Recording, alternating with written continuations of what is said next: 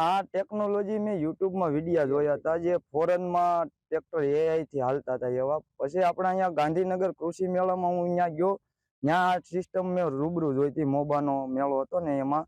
પછી મેં આને ફિટ કરાવી છે. આને ફિટ કરાવવાથી એવું થાય છે કે આપણે સાહ જે ઘૂંટવા પડતા ને ડ્રાઈવર નાખે તે ઘૂંટવા નથી પડતા, એટલે દોઢા સાહ નખાય છે. એના લીધે આપણે સાંજે 10 થી 12 15 લીટરનો એવો ડીઝલનો બચાવ થાય છે.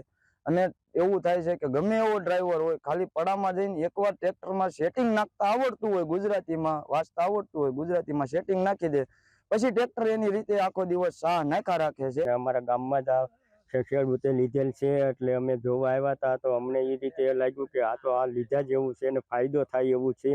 અને સીધા સાહ થાય છે. કોઈ ડ્રાઈવર અત્યારે સીધા સાહ નાખવાવાળા મળતા નથી અને ટાઈમ નકર વહી જાય છે. અને આડા અવળા સાહ નાખીને આપણે વાવેતર કરવું પડે છે. અને છોડનો અને વાવેતર કર્યું હોય તો આડા અવળા સાહ હોય તો માલિકોથી છોડવા પડી જાય. અને આ સીધી રીતે જ ઈંચનો ફેર પડતો નથી, એ રીતે સાહ નાખે છે. એટલે મારી ગણતરી એમ છે કે મારે ટ્રેક્ટર છે તો મારે આ ગણતરીથી નાખવાની ગણતરી લેવાની ગણતરી છે મારે.